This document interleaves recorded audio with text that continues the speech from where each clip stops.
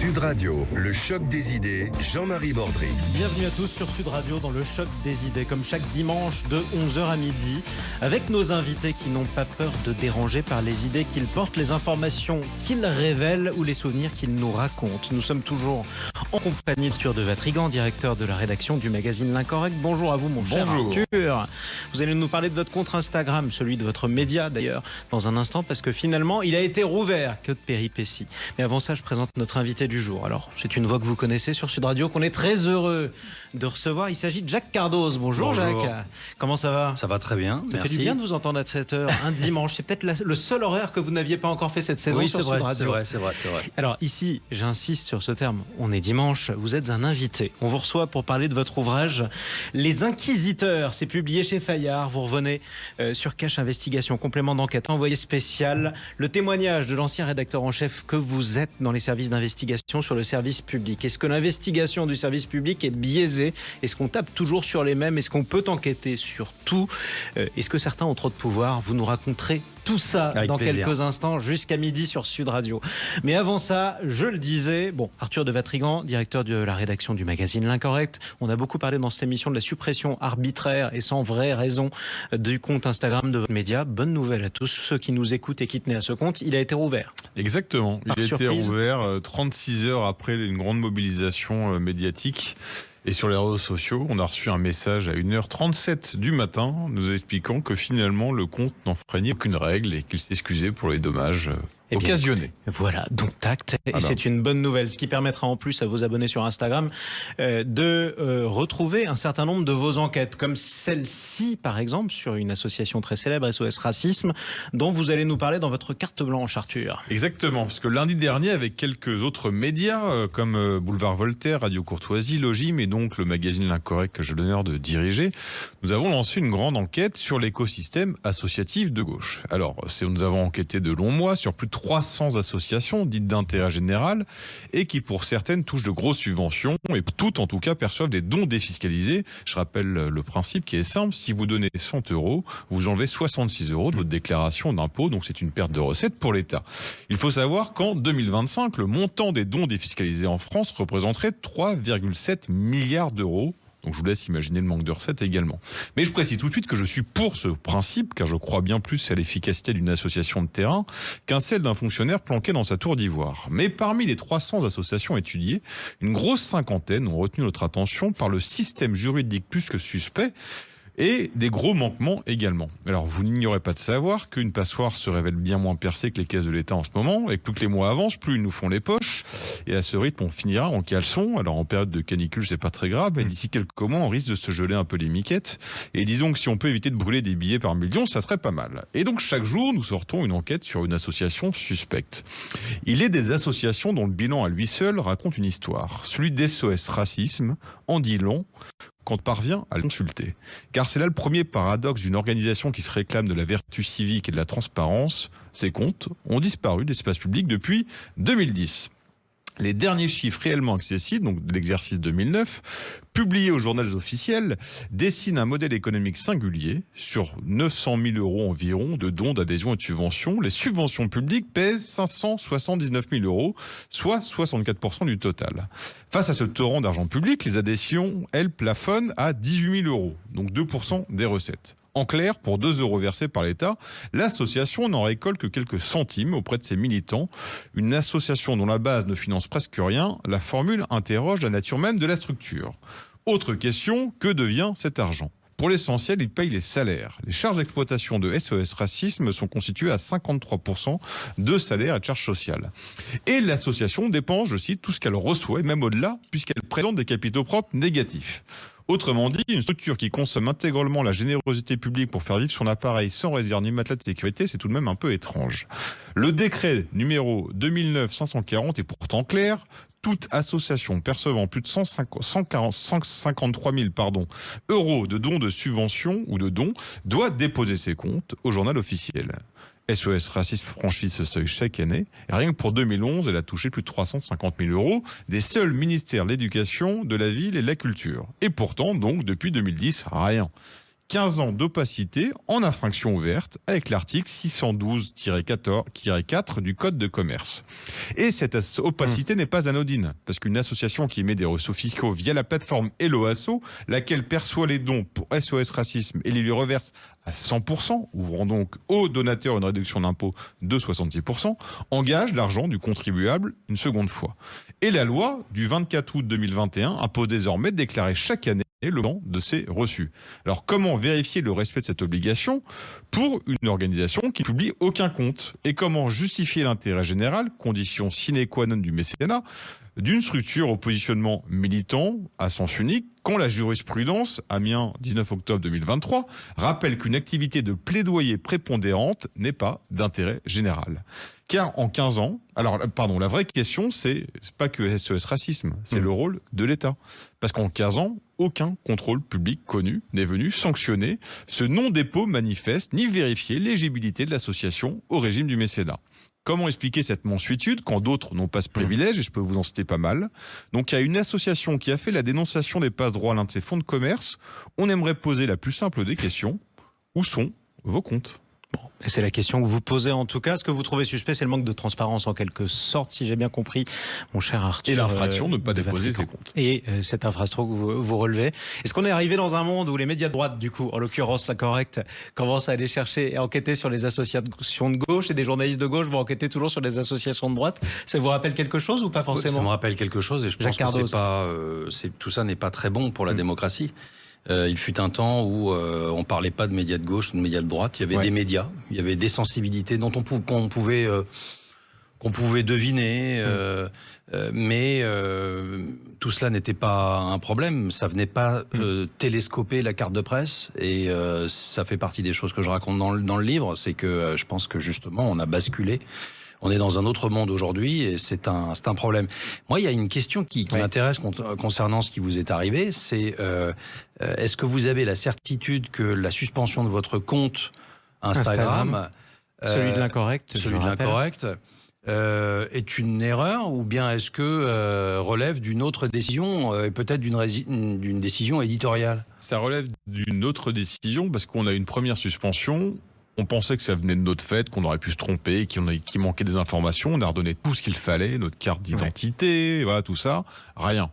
On a recréé un compte, cette fois avec un abonnement payant, avec, vous savez, la petite cartouche qui vous dit que vous êtes un compte officiel. Et donc, derrière, vous avez donné le cabis, le numéro de sécurité sociale, bref, tout ce qu'il vous demande, la totale. 24 heures après, supprimé. Ça faisait bizarre. Ça faisait bizarre. Et vous n'avez pas possibilité d'avoir des échanges sur On a eu les des raisons. échanges, ils nous expliquaient, maintenant c'est une décision, c'est comme ça, il est plus possible de créer un compte, et vous ne pouvez pas en recréer un. Si vous voulez contester, c'est devant les tribunaux maintenant. D'accord. Et c'est grâce à la mobilisation finalement que... Voilà. Exactement. Probablement. En tout cas, c'est ça que je trouve... Enfin, c'est une affaire qui est inquiétante. Hein. Ouais, mais c'est l'arbitraire notamment des GAFAM, effectivement, et c'est très difficile parfois de pouvoir discuter avec eux. Bon, l'avantage, c'est qu'ici, tout est bien qui se finit bien. Exactement. En ce qui concerne le magazine. Mais tous n'auront pas la même chance. L'Incorrect, mais tous n'auront pas forcément la même chance. Maintenant, en parlant de chance, on va parler de souvenirs, on va parler d'enquête, et on va parler du livre de notre invité. Je le disais, Les Inquisiteurs et Inquisitrices, on aurait pu dire. D'ailleurs, il y en a une ou deux dont vous parlez, notamment une certaine Élise Lucet dans cet ouvrage. Jacques Cardoz, c'est publié chez Fayard. Sachez que votre ouvrage a été dévoré aussi par Arthur de Vatrigan. Ah oui, c'est très intéressant, parce qu'il y a plein de choses dont on soupçonnait, ou qu'on pensait, ou qu'on reniflait. Et puis, depuis quelques mois, il y a tout qui arrive sur la table, avec des preuves, avec des choses très précises, avec des faits. Et donc, forcément, quand on renifle quelque chose et que les faits arrivent, on est encore plus content. Mais moi, je voudrais revenir au tout début. C'est quand vous arrivez à France Télévisions, c'est en 94, si je ne me trompe pas. Oui. Vous y restez 27 ans. Quel jeune journaliste étiez-vous en arrivant, et qu'est-ce que cette maison représentait pour vous? Énorme, c'était quelque chose de magique. Pouvoir être à France Télévisions, j'arrive dans le service de Benoît Duquesne, qui est le créateur de Complément d'enquête, 6 ans plus tard, pardon. Et surtout, c'est ce que ça représente, c'est la possibilité de pouvoir raconter, de pouvoir partir sur le terrain. Moi, je suis insatiable, je suis quelqu'un de très curieux et je me rends compte que tout le monde dans une rédaction n'a pas forcément envie de faire du reportage. Et là, je me dis, mais c'est incroyable en fait, on me laisse cette chance-là. D'aller sur le terrain. D'aller sur le terrain, de pouvoir raconter des choses. À l'époque, France 2 a beaucoup de moyens. Voilà, on couvre, on a un journal alors c'est l'époque où Bilalian et Mazur présentent le 20h. Daniel Bilalian qui nous a quitté récemment d'ailleurs. Voilà, c'est une époque où d'ailleurs, je le raconte, ce choix-là. Le choix Mazur-Bilalian, qui pour moi est un choix très malicieux, très intelligent de la part de Jean-Luc Manot, qui était le directeur de l'info de l'époque. C'était une façon d'équilibrer, de donner le sentiment, en tous les cas, d'un certain équilibre. Et moi, je suis insatiable. Voilà, je dévore. Et un peu plus tard, ça fait partie des choses que je vais raconter dans le livre, un peu plus tard, je commence à me poser des questions, effectivement, sur le rapport de la présidence à la présidence, c'est-à-dire le rapport qu'on peut avoir avec le pouvoir. Jusqu'où on peut aller, est-ce que ce qu'on nous dit est vrai, t'es libre, tu fais ce que tu veux, il n'y a pas de problème, etc. Où est l'intox ? Où est l'intox ? Il y a bien un hic quelque part.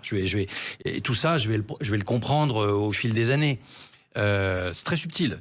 Mais dans un premier temps, je suis un jeune Duquesne Boys, comme on dit dans les couloirs. On est à une époque où on oppose ce que l'on appelle les audimatologues aux déontologues, parce qu'on est dans le contexte où il y a beaucoup de journalistes ex-TF1 qui ont migré vers France Télévisions, vers France 2 à l'époque. Jean-Michel Carpentier, Thierry Tullier, Guylaine Chenu, qui vient de TF1 et qui va prendre plus tard la direction d'envoyé spécial. Voilà, une multitude de journalistes, Benoît Duquesne évidemment, une multitude de journalistes de qualité qui ont envie de secouer un peu France 2, qui est perçue comme une maison où on prend son temps, où on réfléchit, un peu la belle endormie, et l'idée de El Kabbach, Manot, Arlette Chabot, c'est eux trois qui sont aux manettes, c'est de secouer un peu cette rédaction-là et de s'appuyer sur des jeunes reporters. Donc je fais partie de ces jeunes reporters avec d'autres. Pour aller concurrencer complètement TF1, à une époque où il y avait moins de chaînes, beaucoup moins de chaînes. Il y avait moins de chaînes, et puis l'idée c'était... on va bousculer, on va faire du fait div, on va aussi faire des choses que on fait moins, France 2 historiquement, et donc on va se servir de jeunes qui vont nous servir un petit peu de poil à gratter dans cette rédac, et on va essayer de bousculer tout ça. Ça, c'était votre enthousiasme des débuts. Jacques Cardos, comment on en est arrivé à cette époque où vous publiez un livre sur les inquisiteurs du service public? À quel moment vous avez perdu vos illusions? À quel moment, au pluriel? Il y en a un certain nombre. On va en parler avec vous dans un instant. Je rappelle votre ouvrage, Les Inquisiteurs. C'est publié chez Fayard. Tout de suite dans le choc des idées sur Sud Radio en compagnie d'Arthur de Vatrigan. Sud Radio, le choc des idées, Jean-Marie Bordry. Comme chaque dimanche, jusqu'à midi, en compagnie de nos invités qui n'ont pas peur de déranger les idées reçues. Nous sommes en compagnie d'Arthur de Vatrigan, toujours directeur du magazine L'Incorrect, et de notre invité, et en même temps collègue, et en même temps confrère, Jacques Cardos, que vous connaissez bien sur Sud Radio, qui vient ici en tant qu'invité puisqu'il publie Les Inquisiteurs, un livre d'enquête sur les enquêteurs du service public de la télévision de France Télé. C'est publié chez Fayard. On parle maintenant de Jacques Cardos, mon cher Arthur de Vatrigan. Comment on est passé en quelques années de l'enthousiasme du jeune loup qui débarque, qui veut dévorer le terrain, faire du reportage, de l'enquête, à celui qui en est parti en quelque sorte désabusé. C'est un bon résumé, non ? Oui, c'est vrai que lorsque je rentre dans le bureau du patron de l'info et que je lui annonce que je m'en vais en mai 2021, à ce moment-là, il sent effectivement, on a une discussion d'1 heure et il sent que le métier a beaucoup perdu, que je suis désabusé, que je comprends pas certains réflexes, que je sens une équipe qui se cabre, je sens une équipe qui traîne la patte sur certains sujets, et que, grosso modo, on est moins irrévérencieux que 10 ou 15 ans avant. Et ça, pour le coup, j'ai vraiment du mal à l'accepter, quoi. Après, ce qu'il faut comprendre dans ma trajectoire, et ce qui a peut-être accentué les choses, c'est que j'ai pas toujours vécu en France. J'ai vécu 9 ans à l'étranger et j'ai vécu dans des pays anglo-saxons. D'ailleurs, je le dis en passant, parce que Élise Lucet me disait ça c'est ton côté libéral de droite, parce que j'avais vécu... mais c'était sympathique. On avait de bonnes relations d'ailleurs. J'ai vécu 4 ans à Londres et 5 ans aux États-Unis. Et cette expérience-là, forcément, elle induit un certain nombre de choses, quoi. Et le rapport au pouvoir des journalistes n'est pas le même. Absolument, il y a ça. Et puis, il y a le regard aussi sur les mondes libéraux, sur des sociétés où certaines certitudes bien ancrées à gauche, en réalité, peuvent voler en éclats lorsqu'on connaît bien ces pays-là. Pour reprendre une expression bien connue, la gauche n'a pas le monopole du cœur. C'est quelque chose que je vais retrouver quelque part en Grande-Bretagne et aux États-Unis. Il y a d'autres travers, bien entendu. En gros, vous en aviez un peu marre du bashing systématique de tout ce qui était libéral et perçu comme libéral et anglo-saxon. Il y a ça, et surtout le pire, je trouve, c'est le manque de remise en question, le manque de curiosité, l'incapacité à penser contre soi-même, qui est une fameuse phrase qu'on répète souvent à complément d'enquête, mais pour le coup, on la répète, mais on la fait pas sienne d'une certaine façon. Et moi, donc, j'ai passé 27 ans, j'ai été reporter étranger, j'ai été reporter à envoyé spécial, donc à l'époque de Guylaine Chenu, Françoise Joly, au début des années 2000. Et tout ce que je vois là, à ce moment-là, c'est beaucoup de plaisir. Beaucoup de plaisir. Je dévore le terrain, je pars à l'étranger, on me fait énormément confiance. Et donc, je monte en grade petit à petit. J'ai été chef du service étranger, puis ensuite reporter à Londres, envoyé spécial à Londres, et puis envoyé spécial à Washington. Et lorsque je reviens et que je suis nommé à complément d'enquête, c'est là que commence en fait le livre. Je raconte tout ça. C'est le début de la désillusion. Voilà, pas à pas, chapitre après chapitre, je raconte que tout ce que je croyais va finir par se casser la figure. Arthur de Vatrigan. Alors justement, votre thèse centrale, c'est que l'investigation à France Télévisions n'est pas sélectionnée, quand les sujets d'investigation ne sont pas sélectionnés selon le scandale, selon la volonté de chercher la vérité ou de révéler une vérité, mais selon un camp. Mais alors concrètement, ça se passe comment? Qui prend la décision? Comment sont choisis ces sujets? Sont-ils choisis? Ou comment d'autres sujets, au contraire, sont-ils rejetés carrément? C'est quoi la mécanique? À complément d'enquête, vous avez une tradition qui est que le lundi matin, conférence de rédaction, comme dans beaucoup de rédactions, toutes les rédactions normalement, à complément d'enquête, la tradition, c'est que il faut qu'il y ait une majorité qui se dégage et qui soit favorable pour un sujet. À partir de là, ça veut dire que si vous mettez en avant un certain nombre d'opinions, ou bien que vos opinions dépassent votre curiosité journalistique, j'ai envie de dire, à ce moment-là, vous mettez des freins automatiquement. Et moi, ce qui va se passer, c'est que je vais m'apercevoir pas à pas, après un certain nombre de propositions, que là où je vais avoir des difficultés, là où l'équipe va se cabrer, là où l'équipe va me contredire, là où l'équipe va sortir tout un tas d'arguments, ça va être systématiquement sur des thèmes, pour faire simple, qui sont des thèmes ou des questionnements qui sont plus proches des idées de ceux qui votent à droite que ceux qui votent à gauche. En gros, on ne veut pas faire le jeu du Front National, c'était la formule éculée à l'époque qu'on entendait tous les jours. Absolument, et d'ailleurs, ça fait partie des arguments qui me sont opposés. Par exemple, l'un des chapitres, c'est la réaction à ce que je vais très vite demander une émission sur ce que j'appelle les violences gratuites. C'est-à-dire que des violences qui ne sont pas classifiées dans une catégorie par le ministère de l'Intérieur. Parce que l'une de mes impressions, l'un de mes sentiments lorsque je reviens de mes 10 ans à l'étranger, c'est que le pays a beaucoup changé, qu'il y a des phénomènes de bande dont on parle beaucoup à ce moment-là, il y a une violence routière, il y a plusieurs signaux. Et on va m'opposer un certain nombre de données, valables ou pas valables, sur le thème.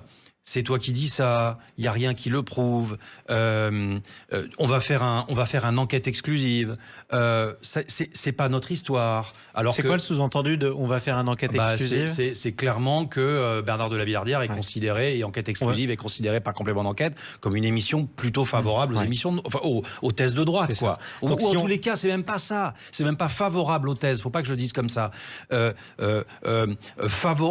qui traite de sujets dont les électeurs de droite, qui intéressent les électeurs de droite. Voilà. C'est même juste ça. On est en quelle année, ça? Là, on est en 2018. Ouais, 2018. Et ce qui est drôle, c'est que c'est quelque chose qui est ancré depuis longtemps. Rappelez-vous, par exemple, le 21 avril 2002, quand Jean-Marie Le Pen arrive un peu par surprise au second tour, on a fait longtemps le procès pendant une semaine de TF1 en disant ils ont parlé tellement de l'insécurité dans le 20h et dans le 13h que effectivement les Français se sont mis à y croire et à voter Le Pen. C'est intéressant que vous disiez ça parce que il faut expliquer, pour être tout à fait honnête, et ça c'est vrai que c'est un aspect, j'en parle un petit peu, mais le contexte à France Télévisions, c'est que France Télé a toujours été considérée comme une rédac plutôt favorable, on va dire gauche morale, quoi. Voilà, plutôt favorable à la gauche. Bon, moi je trouve que par certains présentateurs, et parfois, ça n'a pas toujours été vrai.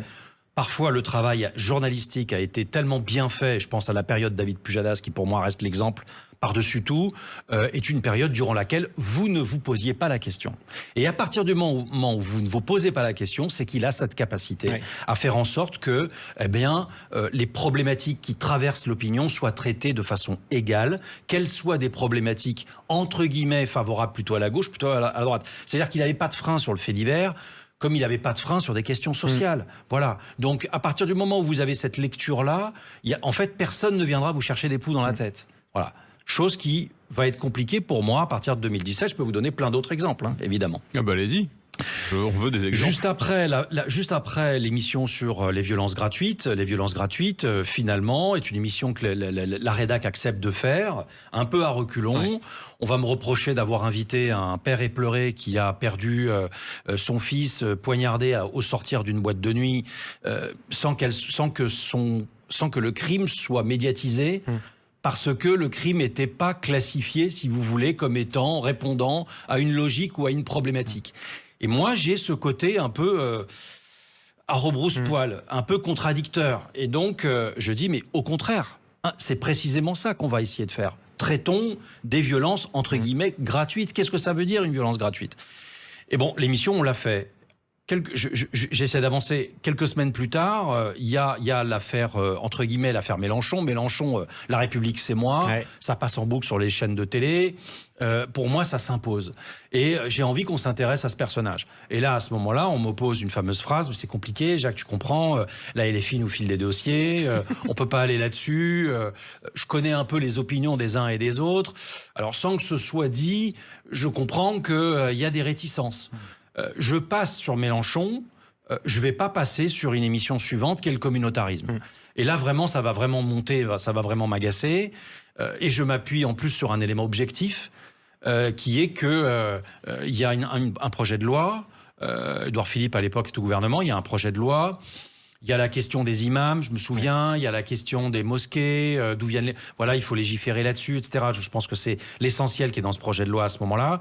Et nous, on propose une émission composée de 3 sujets, dont un où je vais un peu prendre ma revanche, puisque l'un des 3 concerne justement la France insoumise, et parce qu'on veut raconter le moment où il y a eu la fracture à la LFI, où ils vont commencer à considérer avec le mouvement des indigénistes qu'ils doivent au contraire aller dans ce sens, favoriser cet électorat-là, draguer cet électorat, flirter cet électorat, purger les autres, les laïcards, etc.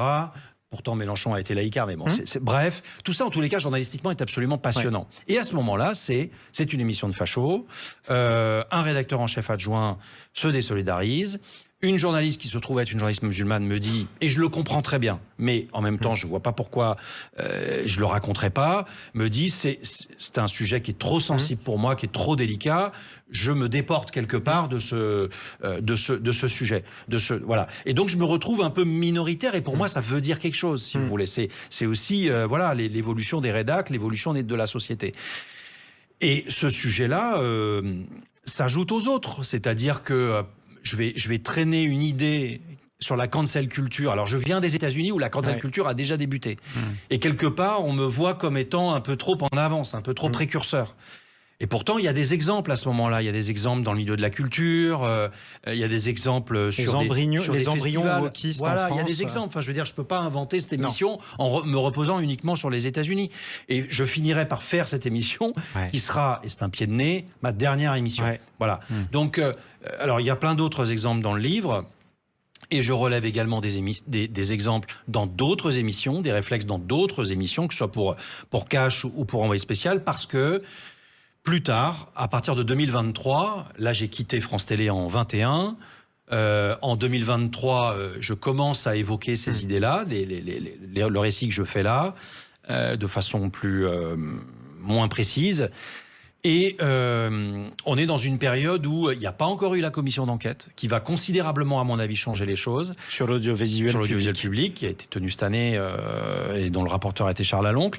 Et puis je vois à un moment donné l'une des réponses de France Télé, et l'une des réponses de France Télé écrite au rapporteur, là, il y a quelques mois, c'est les exemples qui sont donnés par Jacques Cardoz ne sont pas significatifs. C'est quelques exemples. Voilà. Je note qu'ils vont pas sur le fond, mais qui considèrent que... Et à ce moment-là, mon sang ne fait qu'un tour, parce que moi, quand on me pique, forcément, voilà. C'est pas que je veux avoir le dernier mot, c'est que je veux faire en sorte que cette démonstration, elle soit utile au débat. Et donc, j'essaye de fouiller dans ma mémoire et de me dire, il va falloir reprendre le récit, il va falloir prendre d'autres exemples, et je vais pas seulement prendre les exemples de compléments, je vais aussi prendre les exemples des autres émissions. De Cache Investigation, d'envoyé spécial. Là, on a parlé avec vous, Jacques Cardos, des cibles qui étaient un peu difficiles pour le service public. C'est plus compliqué de taper sur la France Insoumise, c'est plus compliqué manifestement de taper sur l'islamisme. On va parler maintenant des cibles plus faciles, puisque manifestement, on aime bien aussi taper souvent sur les mêmes. Vous nous direz lesquels dans un instant avec Arthur de Vatrigan. Je le rappelle, vous publiez chez Fayard Les Inquisiteurs. À tout de suite sur Sud Radio.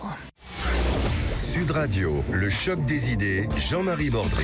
Bienvenue à tous dans le choc des idées. Si vous nous rejoignez, nous sommes ensemble jusqu'à midi comme chaque dimanche en compagnie d'Arthur de Vatrigan, directeur du magazine L'Incorrect.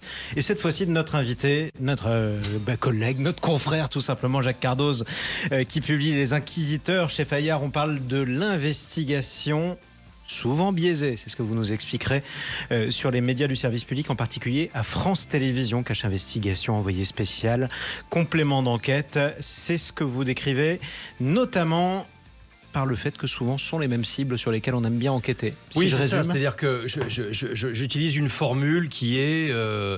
j'essaye d'opposer, pour essayer de faire en sorte que le grand public comprenne bien, il y a, on va dire, les thèmes de confort, et puis il y a les thèmes à propos desquels, systématiquement, l'équipe va se cabrer, l'équipe va reculer, l'équipe va prendre des faux prétextes, etc. Alors, on a beaucoup parlé des sujets sur lesquels il y avait des freins. Les sujets de confort, c'est quoi ? Lorsque ça nourrit culturellement ses pensées, ça devient un sujet de confort.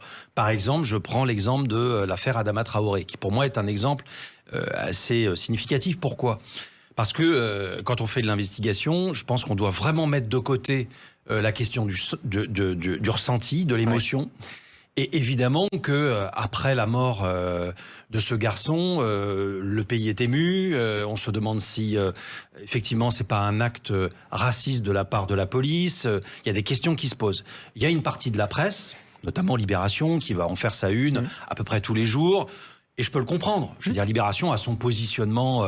C'est un journal privé. Il a un positionnement qui est clair, avec un patron qui annonce clairement la couleur, etc. Bon, pas de problème.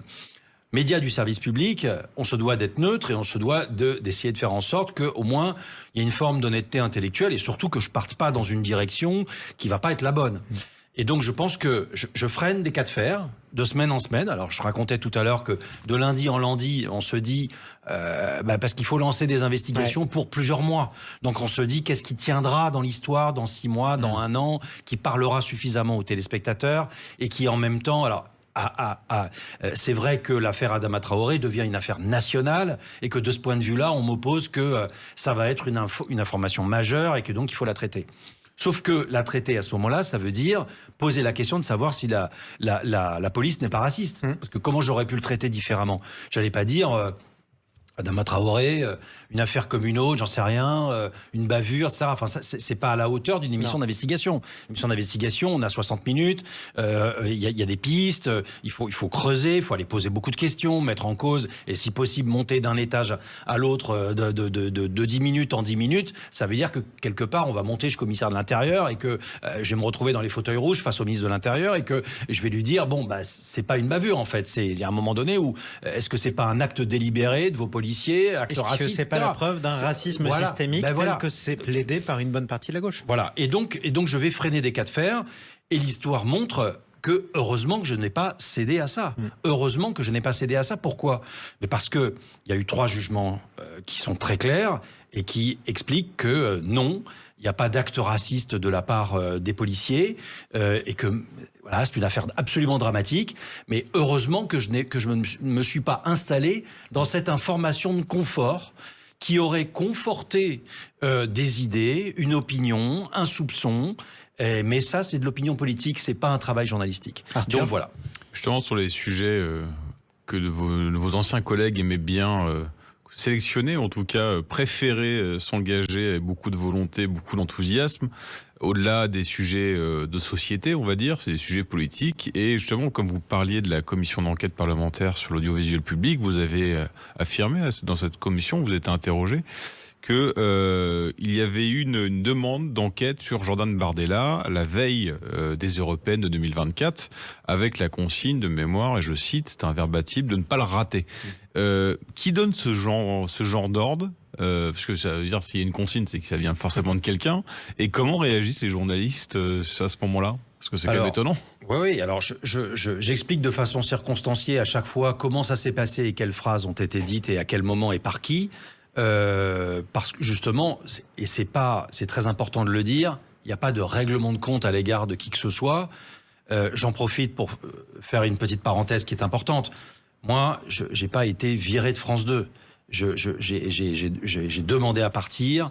Je suis passé par un plan de départ volontaire qui présentait l'avantage de ne pas mettre dans la confidence directement mes responsables, mais de passer par une société privée qui le gérait. J'ai pas été mis en difficulté au sens où on m'a pas retiré des émissions, retiré des journalistes, etc. On n'a pas cherché à vous faire partir. On n'a pas cherché à me faire partir. Et d'ailleurs, au moment où j'annonce mon départ, on me dit, t'es sûr, tu veux pas une autre émission? Pense à ça, il y aura peut-être ça comme option. Ton nom a circulé pour un poste de direction récemment, ça va revenir, etc. Et je raconte que j'ai 55 ans au moment où je pars, j'aurais pu rester jusqu'à 70 ans. Il y avait absolument mais aucun doute là-dessus, sur le fait que très bien payé, je pouvais rester. Donc je reviens à l'histoire Bardella. Donc mon départ, enfin quand je décide de partir, et donc il n'y a pas de rancœur il n'y a pas de rancœur dans ce que j'écris, mais ce que j'écris, j'essaie de faire en sorte que le lecteur se dise qu'est-ce qui fait qu'il y a une asymétrie de traitement? Pourquoi? Quels sont les éléments qui me permettent de dire ça? L'affaire Bardella, elle est symptomatique pour plusieurs raisons. On décide de faire une enquête sur Jordan Bardella 1 an avant les européennes. Une enquête, il lui faut 1 an pour être fabriquée et il faut qu'elle soit diffusée suffisamment de temps avant l'élection pour pas être comptabilisée comme un temps de parole problématique, etc. Donc elle ne peut pas rentrer dans les 3-4 mois qui précèdent l'élection européenne, elle a lieu début juin, il la programme fin janvier. Il se trouve qu'au printemps qui précède, je travaille pour une société de production, c'est une aventure qui va durer 6 mois, pas longtemps, mais je travaille pour une société de production qui est une société de production qui travaille pour différentes chaînes et je vais avoir à connaître, par différents entretiens, je vais avoir à connaître le début de la fabrication de ce Jordan Bardella, de cette enquête-là. Et à un moment donné, un rédacteur en chef de Complément d'enquête, donc France 2, qui est donc un ancien de mes collègues, me dit, celle-là, je n'ai pas le droit de la rater. Donc oui, cette phrase-là me choque. Et j'apprendrai plus tard que ça me choque qu'on la programme peu de temps avant une élection, parce que rien ne l'y oblige. Ça me choque qu'on le fasse et qu'on ne le fasse pas pour d'autres candidats. Et ça me choque enfin quand j'apprends qu'on prépare une enquête sur Gabriel Attal qu'on abandonne. Et même, ça, je suis pas le seul à être choqué, puisque même l'équipe de Complément d'enquête va protester officiellement auprès du directeur de l'info de l'époque. Et Delphine Ernotte devra s'expliquer devant la commission des affaires culturelles, la présidente de France Télé, et expliquer que l'enquête sur Gabriel Attal, ils n'auraient pas eu le temps de la faire. Ce qui, à mon sens, n'est pas le bon argument, parce qu'il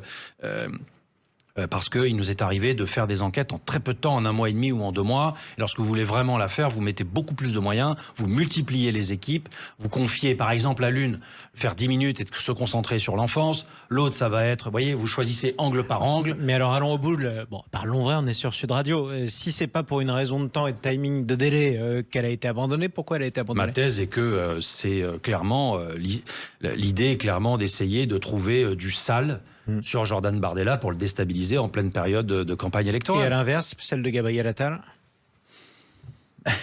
Je laisse le silence, on est à la radio, on peut. Oui, c'est silence et petit sourire, et petit rictus qui va avec. Gabriel Attal, à ce moment-là, est aux affaires.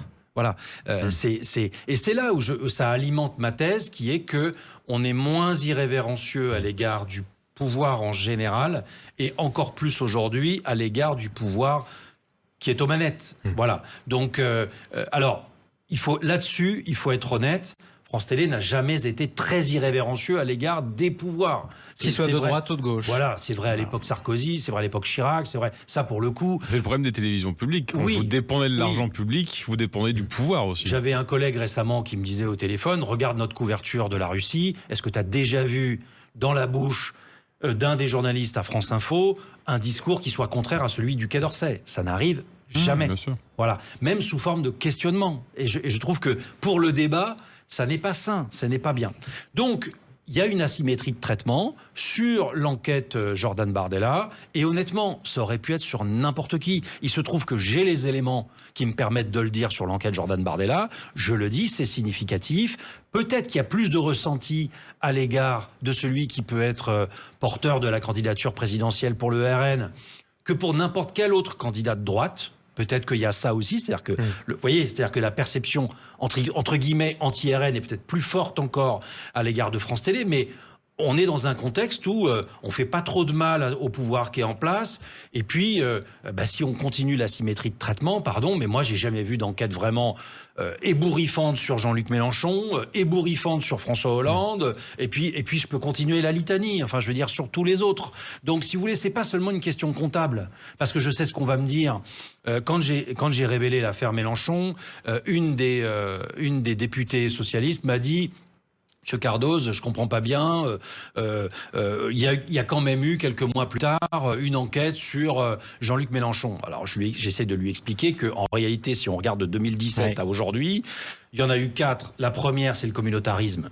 C'est sous ma responsabilité, c'est entre guillemets moi qui l'ai faite. La deuxième, elle est déclenchée peu de temps après mes déclarations de façon opportune sur des éléments qui en réalité datent de 10 ans en arrière, puisqu'il s'agit des comptes de campagne de la LFI, donc c'est franchement très vieux, et c'est pas du tout significatif, et en plus, c'est pas vraiment sur Mélenchon, c'est plus sur Chikirou et la com, etc., etc. Finalement, ils vont réussir à faire quand même une enquête sur Jean-Luc Mélenchon, mais elle va sortir en 2024 ou 2025. Laborieusement, en gros. Combien, par opposition, je balance ça comme ça, combien d'enquêtes sur Sarkozy, combien d'enquêtes sur Le Monde Bolloré, combien d'enquêtes sur, j'en sais rien, Philippe de Villiers, sur le Puy du Fou, sur... Voilà, faisons l'addition de tout ce qui a été fait sur une certaine droite qu'on va opposer à une certaine gauche. Enfin, je veux dire, faut pas être grand clair pour comprendre que, voilà, il y a un parti pris, il y a des biais. Alors, c'est peut-être qu'ils en sont aussi, et pour répondre précisément à votre question, 1, il n'y a pas de directive de la présidence. 2, il n'y a pas de directive de la direction générale. 3, lorsque vous êtes aux manettes d'une émission comme celle-là, il y a 2 biais dans votre tête. Il y a votre histoire culturelle, et puis il y a imperceptiblement qui est au pouvoir, qui est au-dessus de moi, est-ce que j'y vais, est-ce que j'y vais pas. Par exemple, je prends l'exemple, et je fais exprès de le prendre comme exemple dans Les Inquisiteurs, il y a eu l'affaire Jean-Vincent Placé, dont on a très très peu parlé dans les médias. Bon, je sais que mon directeur général a été au bureau d'Europe Écologie Les Verts et qu'il a occupé une fonction très importante, puisque l'histoire de M.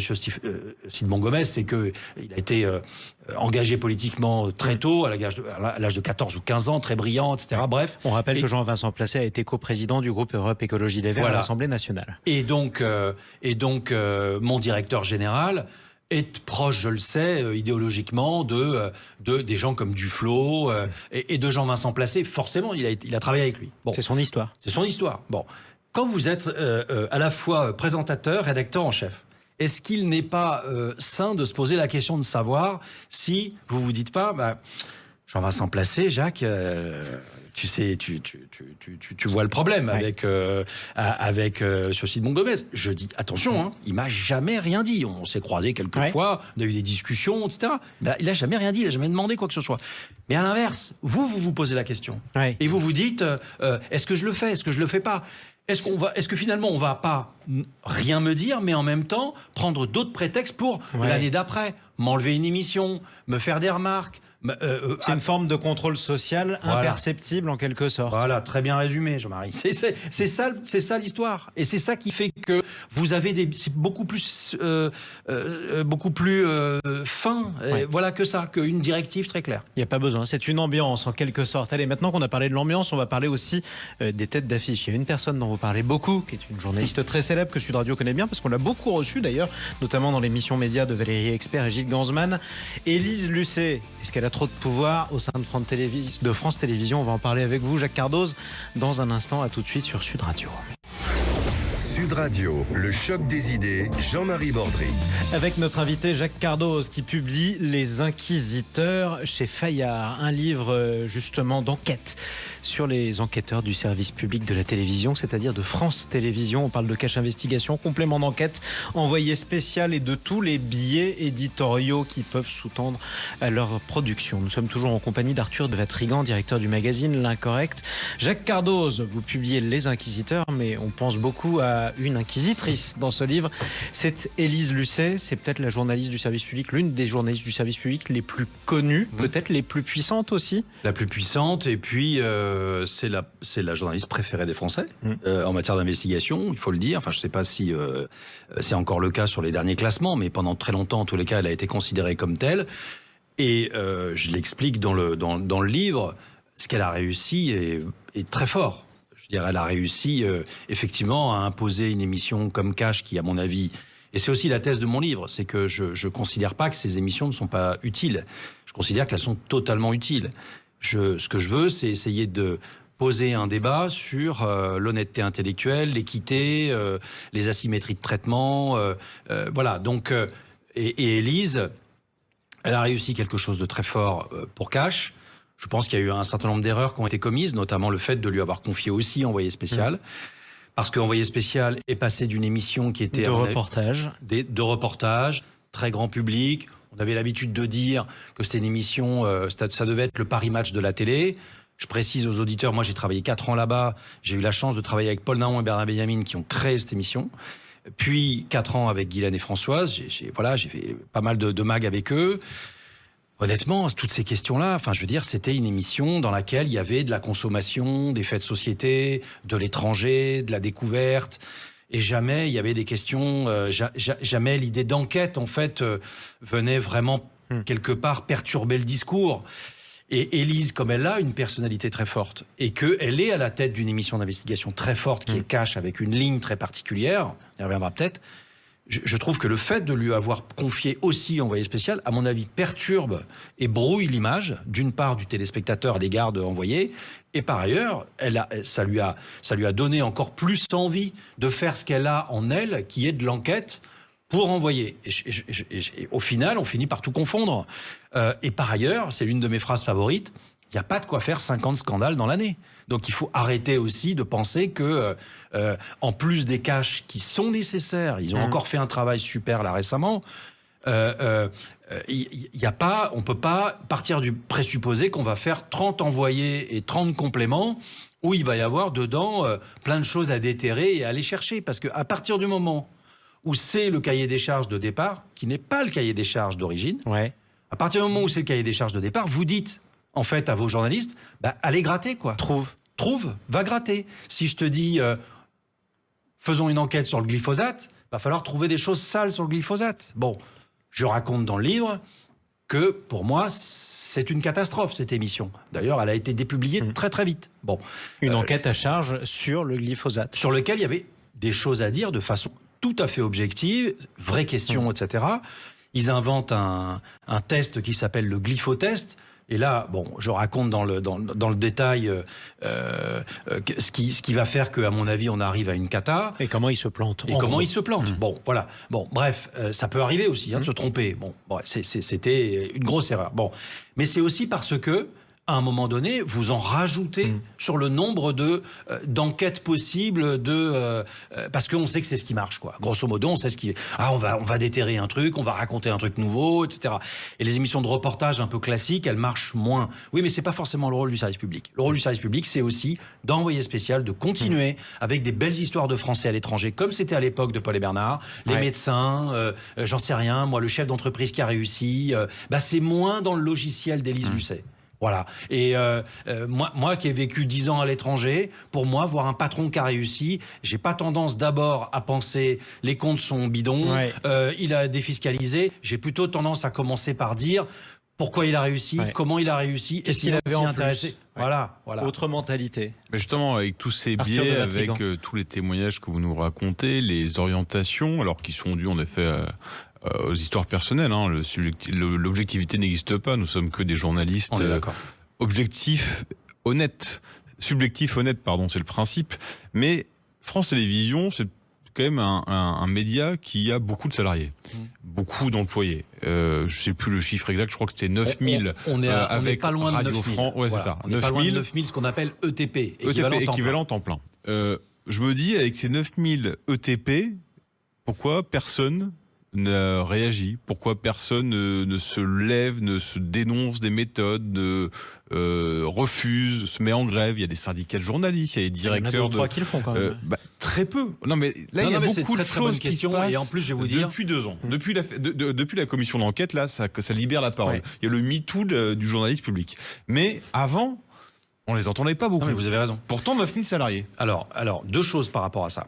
C'est très important de revenir à 2017-2018. Qu'est-ce qui s'est passé en 2017 ou 2018 au moment où moi je suis nommé à la tête de complément d'enquête? Quelques mois avant, on apprend que la présidence et la direction de l'info veulent réduire le nombre d'émissions, les envoyés et les compléments. Élise vient d'être nommée par Michel Field 1 an avant ou 2 ans avant. Et donc elle est toute puissante. Elle a maintenant les 2/3. Elle a un cash, elle a un envoyé et elle aura même bientôt complément qui sera intégré. C'est un autre aspect que je raconte parce qu'on voulait doper artificiellement l'audience d'envoyés grâce à celle de complément. Donc on dit on va faire une soirée globale. Ça n'a duré qu'1 an, 2 ans avant que j'arrive. Et en fait, pourquoi je raconte cet épisode-là? Parce qu'à ce moment-là, Élise Lucet sort son hashtag « touche pas à mon info ». Elle appelle des artistes, elle appelle des sportifs. Grosso modo, elle fout le bazar en plein Paris. La présidence est paniquée, la direction générale est paniquée. J'en sais quelque chose puisque je suis à ce moment-là dans les petits papiers de la direction, puisque c'est la fin de mon mandat à Washington, que j'échange avec mes patrons, que je sais ce qui se passe et que je subodore qu'il y aura peut-être une place à prendre, voilà, etc. Et au moment où on me confie les rênes de l'émission, ça fait partie des discussions. On parle de ça. On parle du fait que il va falloir aussi peut-être un peu équilibrer, parce qu'on ne peut pas avoir une proposition magazine qui soit aussi forte d'un côté et moins, entre guillemets, de l'autre, et qu'il faut essayer de rendre cette honnêteté journalistique. Donc, preuve que c'était bien un souci pour la présidence et la direction générale, et c'est normal. Et donc, pour répondre à votre question, pourquoi personne ne s'élève? Ma thèse n'appartient qu'à moi, mais je peux vous garantir qu'il y en a beaucoup qui le pensent à France Télévisions. Elle fiche les jetons à tellement de gens, elle fait peur à tellement de gens, y compris à la présidence, que on finit par se ranger à son positionnement. Et de quoi on a peur? Qu'elle sonne à la porte avec une caméra pour vous poser 3 questions? Non, j'ajoute 2 choses. C'est que Michel Field, qui à ce moment-là vient de se prendre 2 motions de défiance de la Société des journalistes, ça le contraint à partir. Ça contraint Delphine Ernotte à changer, donc sa tangue à ce moment-là, de changer de patron de l'info. Elle choisit Yannick Letranchant et Pascal Doucet-Bon. Des gens que je connais depuis 94, depuis que j'ai commencé. Et des gens qui, journalistiquement, veulent quelque chose de clair, de clean à l'antenne, et il n'y a aucun doute là-dessus. Et donc, ils connaissent aussi Élise, avec ses forces et ses faiblesses. Sa force, c'est sa capacité à y aller. Ses faiblesses, selon moi, c'est aussi un certain biais idéologique. Bon. Et donc, à ce moment-là, il y a l'idée d'essayer d'équilibrer un petit peu ça. Et il y a une rédac qui, potentiellement, peut basculer contre la présidence, contre la direction de l'info, non pas sur la question éditoriale, mais sur la question du nombre d'émissions. Et je le raconte dans le détail. Si on vous menace sur le nombre d'émissions, ça veut dire quoi? Ça veut dire moins de journalistes, ça veut dire moins d'argent, ça veut dire moins de moyens. De travail. Mais voilà, mais c'est tout simple en fait, c'est totalement prosaïque. Mais en fait, j'ai peur de perdre mon boulot. Est-ce qu'elle a un côté gourou, Élise Lucet? Parce que c'est ce que vous dites. Un côté Zorro? Gourou. Gourou et Zorro. Les deux. Zorro, c'est gourou, c'est parce que elle exerce une forme de fascination. C'est comme je le dis comme ça. Elle a marqué une génération de journalistes. Elle a marqué une génération pour cette ambivalence, parce qu'à la fois elle y va. Et puis, du coup, on passe un peu sur les présupposés, etc. On sait que telle émission, elle est bidon, que telle émission, c'était pas terrible, mais on se dit, au final, on a quand même quelqu'un de fort et qui y va. Et donc, à l'intérieur de France Télé. Et puis après, vous savez, il faut quelque chose qu'il faut pas sous-estimer, c'est que vous avez beaucoup de gens qui espèrent monter en grade, passer de l'actu au magazine. Donc, ils vont pas aller s'opposer à Élise Lucet. Pas possible, c'est elle qui a les rênes. Et ce sera le mot de la fin, en quelque sorte. C'est elle qui a les rênes, effectivement. Merci beaucoup. Merci à vous. Jacques Cardoz, d'être intervenu sur Sud Radio. Je le rappelle, vous publiez Les Inquisiteurs chez Fayard. Le journalisme reconnaîtra les siens, on pourra le dire comme ça. Merci Arthur de Vatrigan. Merci à vous. Directeur du magazine L'Incorrect, toujours disponible dans vos kiosques avec en une Houellebecq. Houellebecq qui parle de Dantec. Exactement. À retrouver dans vos kiosques, évidemment. Jacques, on vous retrouve à l'antenne demain matin. Demain matin, avec plaisir. 6h57, Absolument. précisément Oui, pour oui, le passage pas en d'antenne retard. aux manettes du Grand Matin Sud Radio, évidemment à l'heure comme toujours. Et quant à moi, je vous laisse en la compagnie de Laurent Permas. Juste après-midi, vous allez le retrouver pour La vie devant nous. Je vous souhaite un agréable dimanche et puis allez les Bleus, toujours.